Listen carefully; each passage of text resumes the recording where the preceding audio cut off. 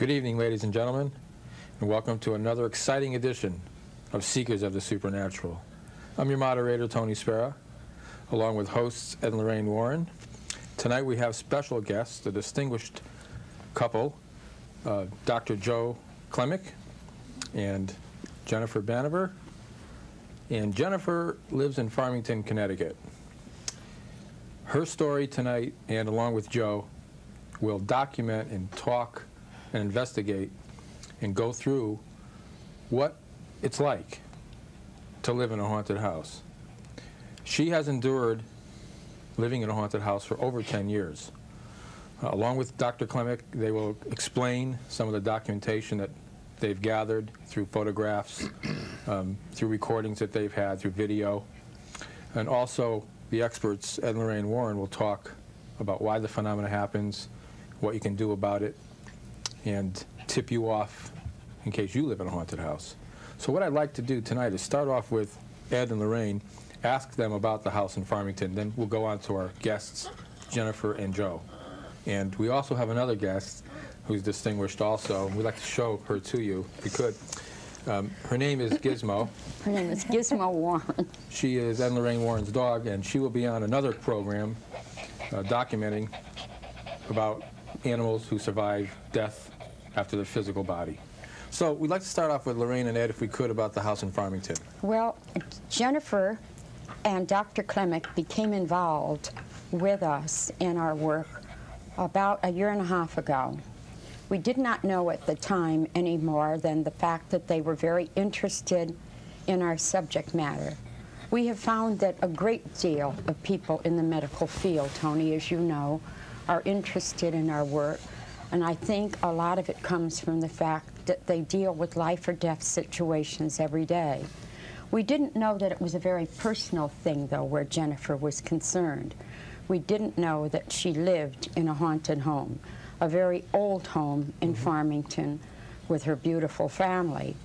And we didn't know also the amount of psychic evidence that she had. As a result of finding this out, we have spent time at her home. We've had students with the New England Society go to the house, and I'll tell you, it is going to be one fascinating program this evening. I think one of the interesting things, though, Tony, is the fact that Jennifer has 10 children. Believe it or not, beautiful lady has 10 children. And we have found that where you have many children, whether it be in a daycare center or in a home, in a church, that spirits are drawn to those children. And taking psychic pictures, we get the electromagnetic energy and the light rods, the psychic light rods. We have phenomena occurring in the bedrooms at night.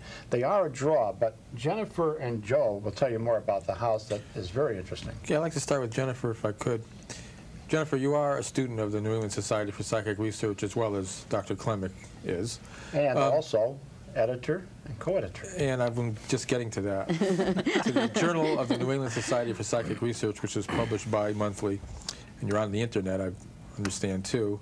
And if you want, Joe, you can always fill us in on your website address. But Jennifer, I'd like to start out with you and how you began this kind of work with the Society and about your house, your haunted house. Well, I'd like to begin with my house because the house led me to Ed and Lorraine. Approximately 10 years ago, my husband Tom and I bought a 26-room colonial revival home in Farmington. It was a lovely home, and we at that point had 5 children, and we were planning on having more. So we thought we would need a big house. We moved in, and the very first night that we were in that home, something bizarre happened. Now, I had always heard about ghosts and never really thought too much about it, never lived in a haunted house before.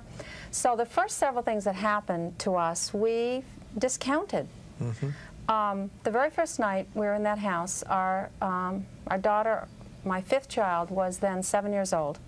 And we had put her in a room about 4 doors down from where we were sleeping. She came into my room at 4 in the morning and she shook me awake and she said, "Mommy."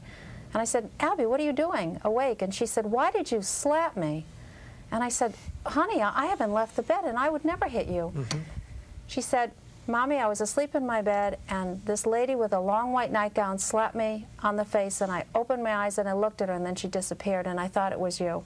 And then she looked down and she said, you're not even wearing a white nightgown. And I said, honey, it wasn't me, it was a bad dream. Ha, it was not a bad dream. Approximately 2 weeks later, I was making a pot of coffee. I made the pot of coffee. It had just finished perking, and I heard the phone. I left the kitchen for approximately 4 minutes. I was alone in the house. I came back. The coffee had totally disappeared. There was only, but I knew that I had made the coffee because there was a brown ring in the bottom of the pot. I started hearing doors slamming shut and opening and closing. I'd be alone in the house. We started smelling very bad smells in one part of the house, always outside this one closet in a back hallway, and we all investigated. We thought, my husband thought maybe something had died behind the floorboards, but it would come and go very quickly. It would be very strong and very foul, and then it would go within a matter of maybe 30 or 40 seconds. Then we spent our first Christmas in Farmington. I had sequestered all the Christmas presents for the children and for the family off in a sleeping porch on the second floor. I had locked the door, and I told all the children they were not allowed in there. Christmas Eve, my family, we all went to Mass. I had maybe 25 presents that I was going to bring to my parents and my sisters and brothers. And I had left all the presents in this room and had locked the door. We went to Mass. We came back to the house, and my husband and the children stayed in the car, and I said, I'm just going to run up and get the Christmas presents. I ran up the stairs, and I unlocked the door, and I walked in, and they were all gone. Every single Christmas present was gone. Now, we were being expected for Christmas Eve dinner, and I was in a panic. What happened to the presents? And I knew nobody could have taken them because they were there when I left. So I was flying through the house, and there's 26 rooms now, so there's a lot of running, and I'm running there and looking, and they were, I found them in a pyramid shape underneath a glass coffee table in the living room.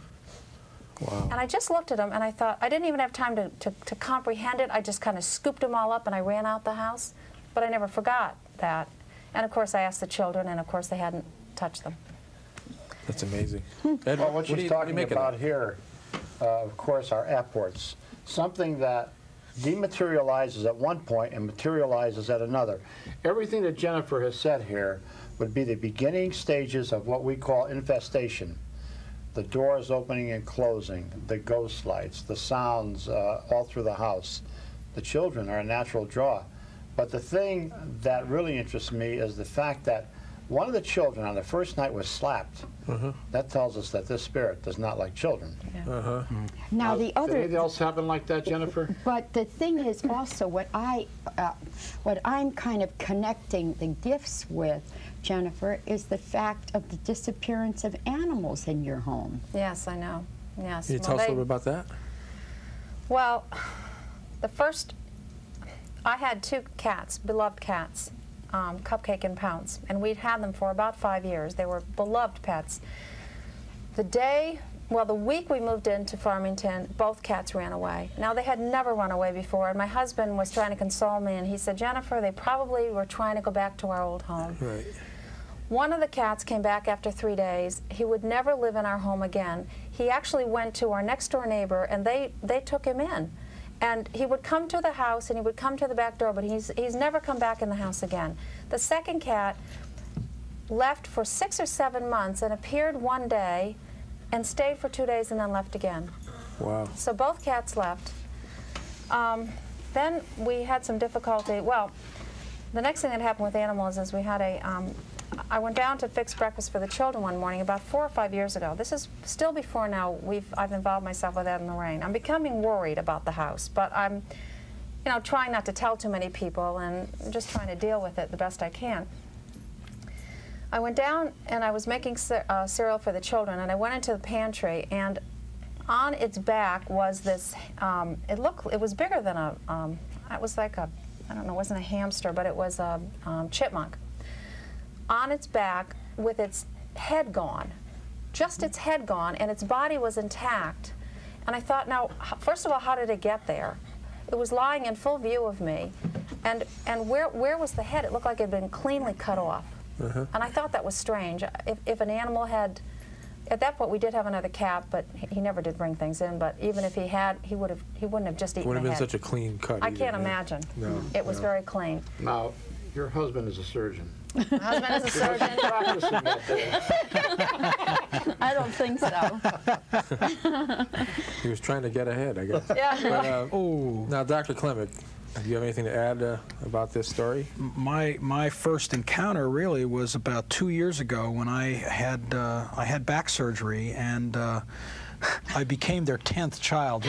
Jennifer fails to mention that between moving in and recently, they've adopted another 5 children, so there's a lot of children in this house. And then I became the 10th one because I was recovering from back surgery. They took me in, put me in the guest room, and I spent about 2 months there basically lying on their floor or lying on the bed. And I never heard many of these stories, but I would be lying there in bed where I spent a lot of my time reading, and especially late at night, I would hear footsteps in the hallway, and I would ask, is anybody there, because I couldn't really climb out of bed, and no one ever answered. You would hear footsteps in the hallway, but there's nobody there. Right. Okay. I would wake up and hear the door rattling, the doorknob rattling, and again, I'd ask, is anyone there? No, no one was ever there. Would you see the doorknob rattling? Oh yeah, oh yeah. And then there was 1 or 2 nights, and it was in the wee hours, 3 o'clock in the morning sometime, I would wake up and I just sensed that there was something or someone in the room and felt as though there was somebody sitting down at the end of my bed. That was a new experience for me. Then, and this was around the holidays when your brother visited, and I was telling this story, and he sort of leaped up at the table and said, "Oh my God, that's the room where I felt something too." And I don't remember the details, but several other people have been in that room and have felt a presence, have had the bedclothes sink down as though somebody sits on the end of the bed. And at the time, I called it the creeps. You just get this. You get this strange feeling. The hair on the back of your neck goes up. I get goosebumps. I feel a little weird, and sometimes even feel a little cold, and then it would pass.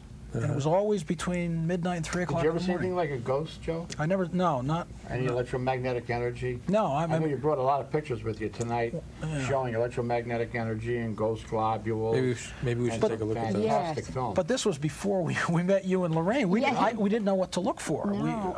I think it was when the children started telling me they were seeing things that I really got frightened.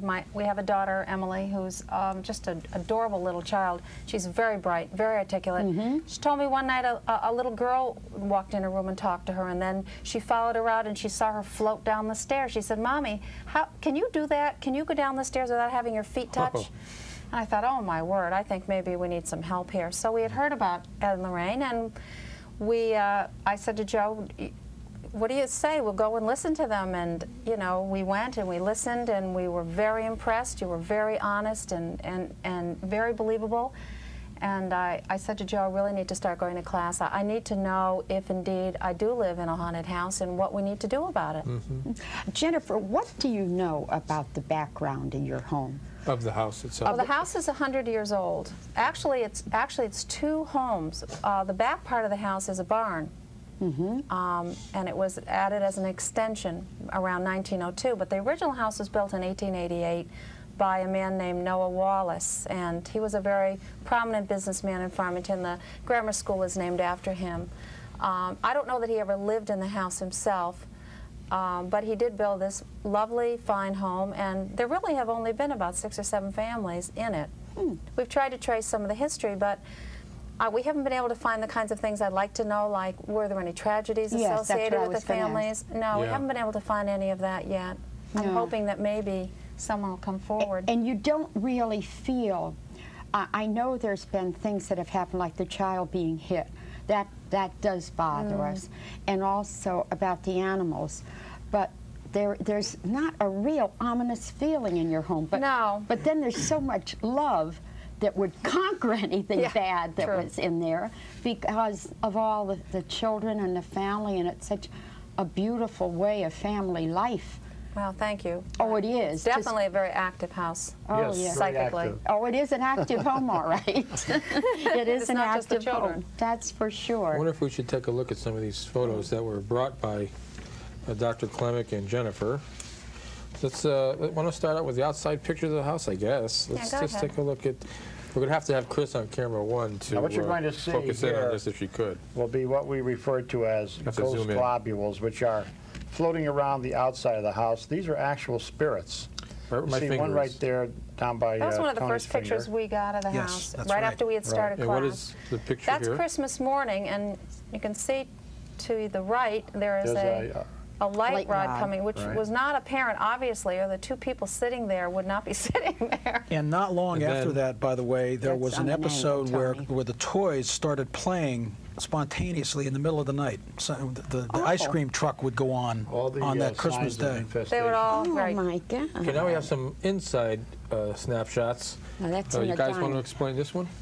That's Joe in the explained it. Joe took yes, that one. That's, yes. That was taken in the dining room on the occasion of a birthday party. So a lot of people there were having a good time, a lot of energy, and at one point Jennifer said, "Something's over there," and I just swung around and took an automatic flash photograph Oh, that's in that beautiful. direction. Now, you couldn't see that, could you? No, I didn't see anything at all, and I didn't feel anything. But I was standing about 5 feet away from where that corner of the room is. Now, we've had that photograph analyzed by a number of people who say that it is not a light leak, that it looks like it is the leading edge of something, maybe one of those round globules that we saw in the earlier photograph yes. that's moving. Yes. Right. And we took that photograph and measured the distance that rod covered in the 250th of a second of the shutter speed of the camera, and multiply it out and figure out that it covers about 5 feet, and therefore it's moving, whatever it is, if it's moving, is moving at about 850 miles an hour,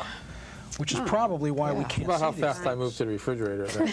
But It's a I'd like different to. vibrational field. than That's ours. one of the children, and it was a similar thing. I was standing outside of the door.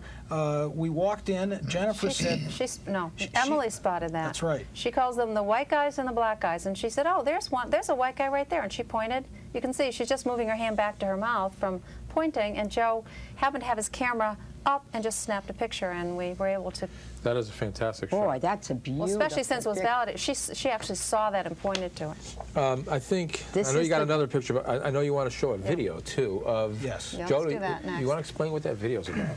the video was taken at Jennifer's house when a whole team of investigators were there for the whole night. There were 13 of us, interesting number, that came to spend the evening. All brought cameras, and we split up into teams of 2 and 3 people, stationed ourselves around the house, and during the night took photographs, listened for noises, took audio taping, and also set up video cameras in various rooms and just turned them on and let them run all night. Let them go, yeah. And by the way, this was the day after Halloween last year. Something happened actually on the day of Halloween, just before this. What was that, John? Something very unsettling happened. One of the children had a beloved pet hamster, and the hamster disappeared in the cage on Halloween night after we had all gone to bed. There was a book on top of this hamster cage. There's no way the hamster could have gotten out, but the hamster did get out, and I found the hamster the next morning. Well, you can describe the condition. It was... How bad? She called me and left it right where it was. It was in the corner of a room, and it was mutilated. Its throat was cut, but nothing was eaten. I mean, it wasn't something that an animal would do. It was as though someone took a knife and just ran it across the throat, and the head was sort of hanging on. Gee, was O.J. still in jail at that time? But This was very disconcerting because we knew that night a whole group of people were coming to the house. We felt it for was a warning to us not to have the psychic investigators come to the house, that it was a warning. You know, this is what we're going to do to your hamster. Sure. You know, your... Sure. So that night, His name wasn't O.J. We just said that. I forgot the hamster's name. we had 8 hours of videotape after the night. During the night, there were noises heard. There were a few of those photographs that you saw we got that night, but one of the cameras that was in the dining room where people came and went all night was on, and we basically had 6 hours worth of tape. And going through this tape the next several days, it takes time to go through these, there is a sequence that we're going to see here where 3 investigators, myself and 2 other investigators, walk through the room. One of them tarries behind us a little bit, looks around a little bit, and then disappears. What disappears, Joe?